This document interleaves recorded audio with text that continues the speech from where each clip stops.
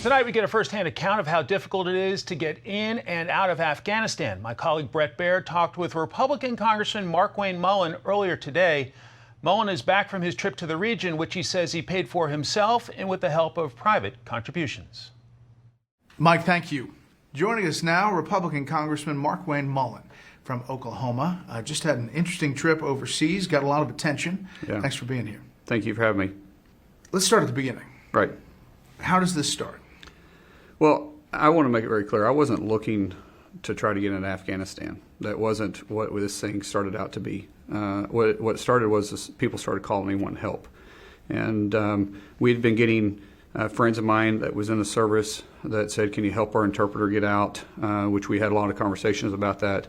Then we started getting phone calls from people that had family members or friends that were AMSETs or American citizens, AMSETs for short, to get them out. And I said, let me make a phone call. And it came out that they needed a State Department or a government entity to sponsor their flight going in. That's the only way they could get in. And no one would sponsor their flight, even though it was designated to get these 20 Americans out.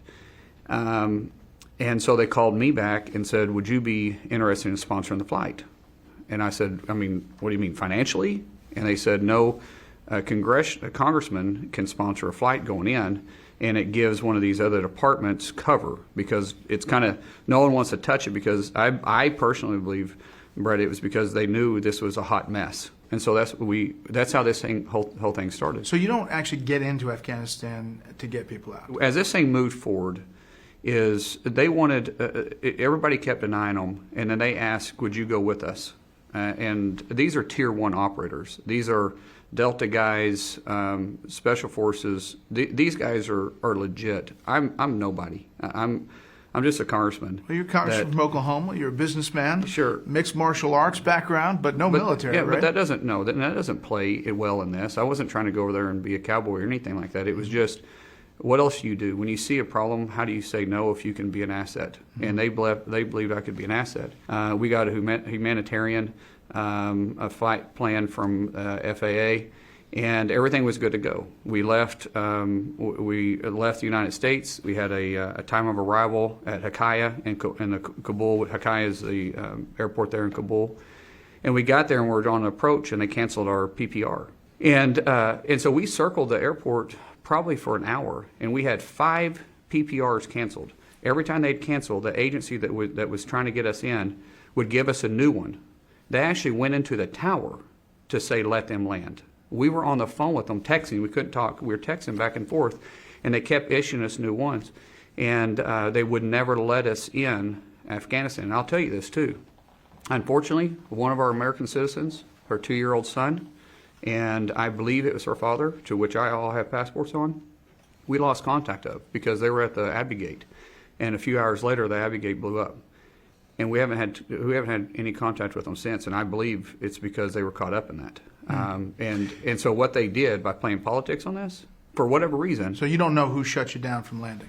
I don't know I don't know who shut us down, but I think it was 100% directed from the State Department. At some point, you go on to Tajikistan. No, I never went to Tajikistan. You didn't go in? No, that is absolutely false. We did work around the region, but Tajikistan was, unfortunately, the ambassador Parmashine was not helpful at all. And a lot of misinformation was going out about that. And for the storyline that said that you possibly interrupted some covert thing that was going on or some operation in Tajikistan?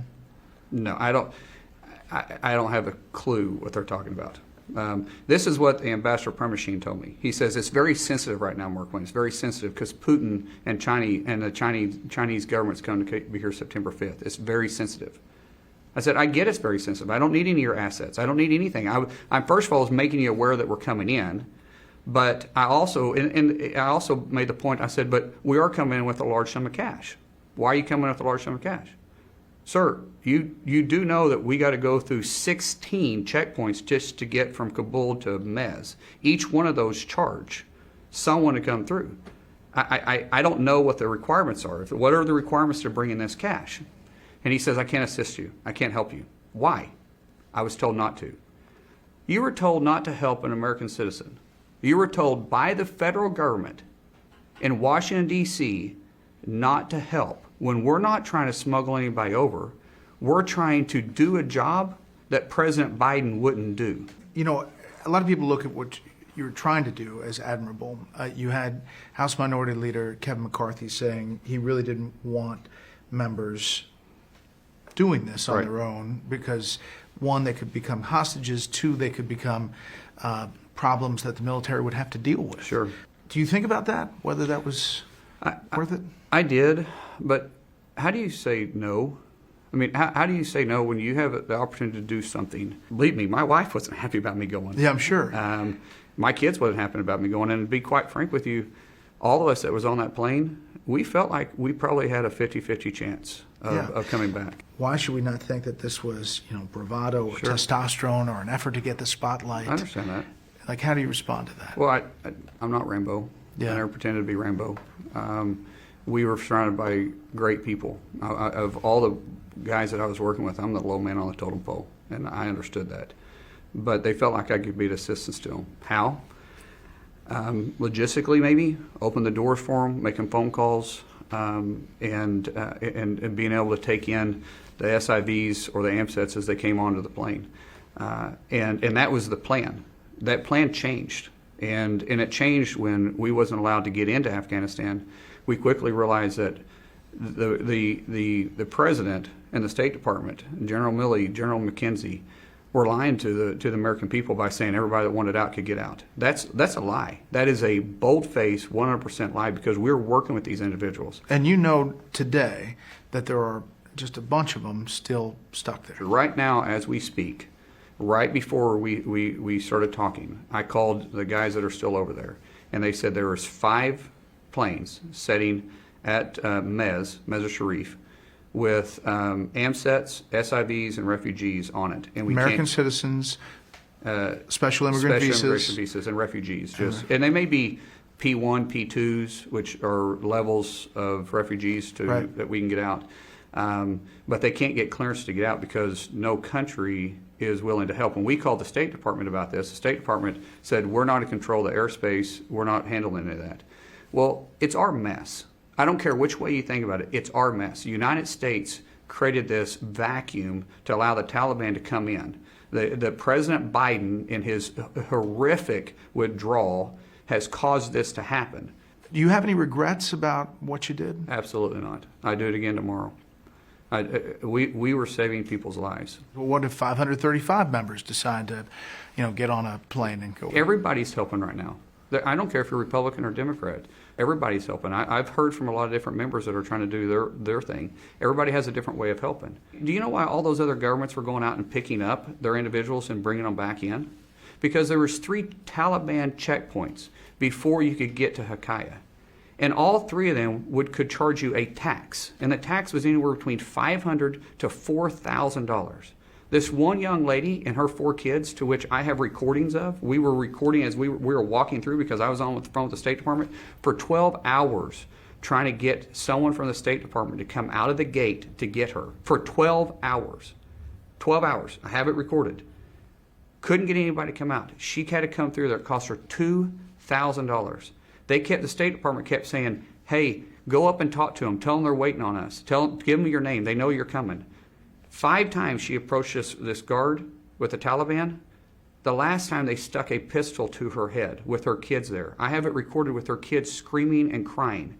She goes back and she's crying so hard that she begins to puke. The mother did. And the State Department sent her up there 5 times saying, we've got clearance for her. And here we are, the United States government, and we're negotiating with the Taliban to get American citizens out, and then the President of the United States is going to go to the mic and say that every American that wanted out got out? I have a list of 50 that want out, that they haven't got out. I have a list of 50 that we've ran out of Kabul and put in safe houses around Afghanistan that I promise you they wanted out. You think we're going to get these people out?